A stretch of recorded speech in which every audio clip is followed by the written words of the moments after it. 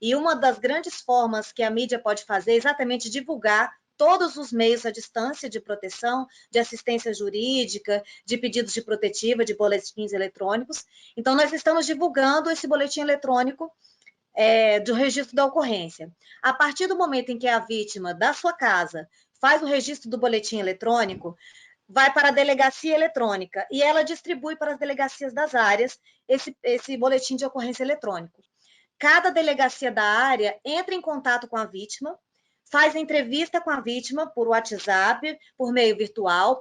Por exemplo, se a vítima tiver lesões aparentes, o escrivão já vai olhando, vai dizendo, estou vendo que a vítima está com lesão no braço, lesão no pescoço, né? Tais lesões são descritas e gravadas. A vítima pode encaminhar fotografias por WhatsApp, por e-mail, para ser incluído no boletim eletrônico.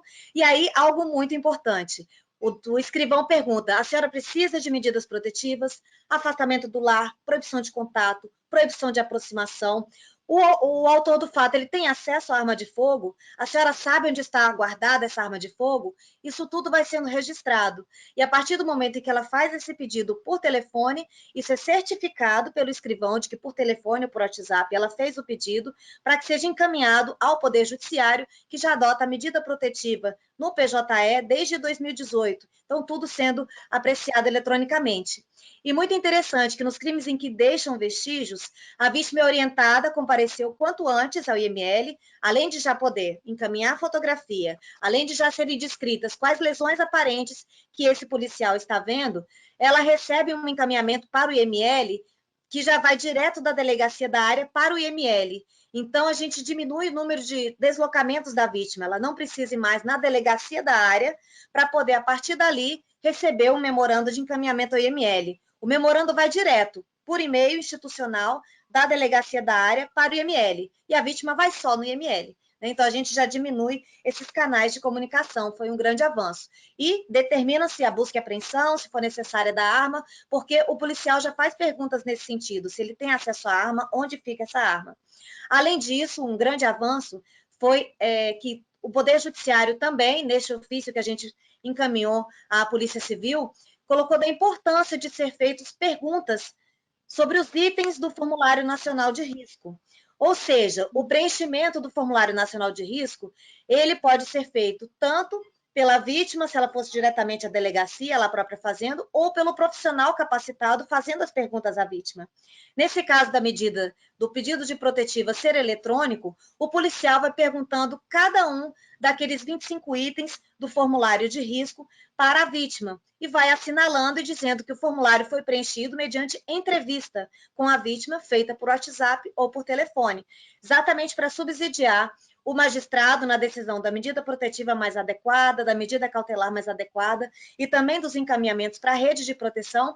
Esse formulário vai ser feito, então, por entrevista, o que foi um grande avanço também, porque ele é um instrumento de extrema relevância da política judiciária nacional, das políticas implementadas pelo Ministério Público e para a gestão de toda a rede. Então, nesse momento de pandemia, a maior colheita possível de informações é necessária para que a gente dê adequada gestão ao caso concreto. E aqui é interessante a gente citar, quando a gente fala do formulário de risco, 3 enunciados atualizados até o 11º Fonavide, que foi em São Paulo. São 3 enunciados que falam precisamente do formulário de risco. Enunciado número 54, enunciado 55 e 56. O que eles falam? E nesse momento é importantíssimo como saber, inclusive, como fazer o encaminhamento do formulário de risco para a rede de proteção diante da gestão dos riscos pelos magistrados. Então, num primeiro momento, o enunciado 54 já fala que a protetiva ela deve ser analisada mesmo sem ter o formulário. Digamos que essa protetiva eletrônica ela chegue, né, e não seja feito esse formulário eletrônico, né, não seja feita essa entrevista, não se consiga acessar essa entrevista da mulher, devem ser analisadas as protetivas mesmo sem o formulário, embora ele seja extraordinário, mas o que o Fonavide colocou é que, diante da urgência, é claro que a gente quer que tenha o formulário, mas digamos que a autoridade policial não fez ainda essa entrevista falando do formulário. Quando chegar no judiciário, a equipe multidisciplinar poderá fazê-lo. Mas não é imprescindível para que se decida, porque se trata de Urgência, ele é uma excelente ferramenta, mas se não tiver ainda feito a entrevista, que sejam analisadas as protetivas mesmo antes do formulário chegar e ser feito pela equipe multidisciplinar no momento posterior, né? Então, o enunciado fala que as medidas protetivas devem ser analisadas independentemente do preenchimento do formulário, o qual deverá ser aplicado preferencialmente pela Polícia Civil no momento do registro do boletim de ocorrência, visando a celeridade dos encaminhamentos. Um outro enunciado também sobre o formulário é que, em caso de não aplicação dele no momento do registro, a equipe multidisciplinar do juízo deverá fazê-lo. E aqui é interessante também, porque a gente tem duas partes no formulário. Uma parte objetiva, que são aquelas perguntas dos 25 itens.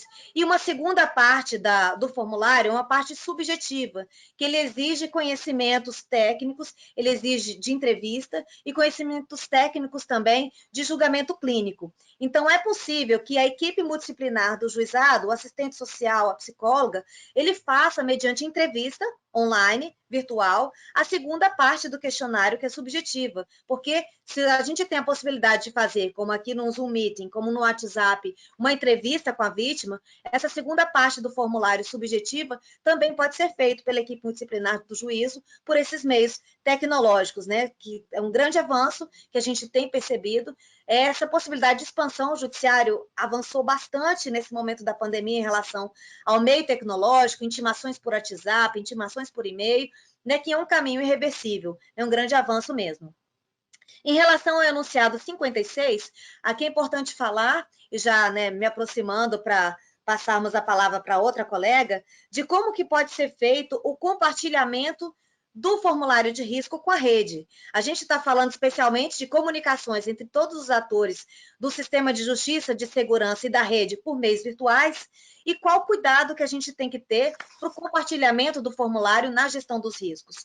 Então, uma vez feito esse preenchimento, nós vamos incluir no boletim eletrônico ou nós vamos incluir no processo judicial eletrônico. E quando nós formos passar, por exemplo, encaminhamento para que a vítima tenha assistência psicossocial do Provítima, por exemplo, que é um serviço aqui do Poder Executivo, e que a gente precisa passar o formulário para o Poder Executivo, para fazer um atendimento psicossocial, por exemplo, saber qual é aquele caso concreto, qual é o grau de gravidade daquela violência que a gente conseguiu perceber pelo formulário. O que a gente tem falado é a importância de transmissão por meios institucionais. Ou seja, vamos passar para o Provítima por um e-mail institucional do juízo, para o e-mail institucional do Provítima. Vamos pedir um monitoramento pela Patrulha Maria da Penha. Vamos encaminhar o formulário de e-mail virtual para a Polícia Militar, né, para o Provide, para a Patrulha Maria da Penha, exatamente porque a importante colheita dessa informação do grau de risco, se é um risco moderado, se é um risco grave, se é um risco extremo, precisa ser passado para os demais atores da rede. Agora, interessante que essa transmissão do formulário, ela deve ser escolhida a critério do profissional se precisa fazer aquele encaminhamento do formulário. Então, por exemplo, normalmente, se nós fôssemos pedir algum serviço que não precisa de colocar todas aquelas informações, a gente só faz o encaminhamento para o serviço e não precisaria passar o formulário. Ou seja, depende do serviço de monitoramento, de uma protetiva, de um tipo de atendimento psicossocial específico que precise daquelas informações do formulário. Então, a critério do profissional, o enunciado número 56 do Fonavide diz que o compartilhamento do formulário de risco para fins de encaminhamento para a rede de proteção, ele deve ser realizado a critério do profissional por meio eletrônico institucional, ou na impossibilidade por meio de malote expediente institucional, sempre preservando-se o sigilo das informações. Então, aqui, só complementando, em algum desses momentos, por exemplo, se a polícia não conseguisse fazer a entrevista por WhatsApp ou não conseguisse fazer a entrevista por telefone, a polícia se deslocaria à casa da vítima para fazer essa entrevista no local e adotar as medidas necessárias. Se precisar de encaminhamento médico, se precisar acompanhar a mulher a retirada dos seus pertences, é claro, não conseguiu fazer o contato por telefone ou a entrevista agendada por os meios virtuais, a polícia irá ao local para fazer a complementação dessas informações. Essas são as primeiras informações que eu trago dos avanços que tivemos, então, nos meios virtuais de atendimento. E a gente tem mantido também no site do Tribunal de Justiça esses canais de informação, né, das outras instituições também, para que a gente tenha como ponto de apoio, né, as coordenadorias dos estados também podem tentar trazer essas informações dos demais atores da rede, para a gente tentar estar trazendo isso no site do nosso Tribunal de Justiça, que inclusive está com todos os telefones de todas as unidades judiciais disponibilizadas para atendimento sempre por algum servidor de plantão em cada unidade. Muito obrigada, colega. Passo a palavra para a colega Madiele, para que a gente continue o nosso bate-papo. Estão ouvindo agora? Estão agora ouvindo? Sim, sim. Ok, então, meninas. E que bom, então, poder estar com vocês, assim, conversando, né, sobre esse tema que nos é muito caro, né, de muito tempo, né, de longa data no Fonavid, e estar aqui com a Jaque, né, com a nossa colega Jaqueline, que é a presidente do Fórum Nacional de Juízas e Juízes de Violência Doméstica e Familiar contra a Mulher.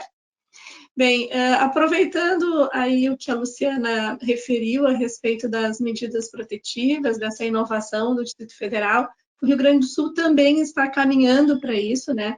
A Polícia Civil, através da Secretaria de Segurança Pública, já está em tratativas para implementar uma forma de que a vítima possa postular as medidas protetivas sem que tenha que ir até a delegacia de polícia, né? Hoje ela pode registrar a ocorrência online.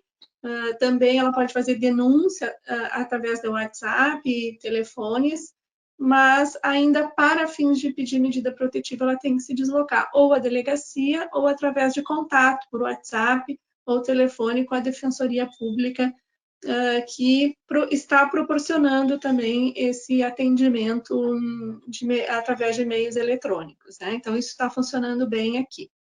Bem, o que eu gostaria de trazer aqui para esse debate é o artigo 15 da Lei Maria da Penha, que fala lá da competência, né?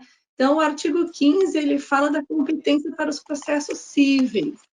E quando nós nos deparamos com esse artigo 15 aí, falando da competência para os processos cíveis, já fica absolutamente claro que ele não está tratando da competência criminal, né? Que esta continua sendo regida lá pelo artigo 70 do Código de Processo Penal.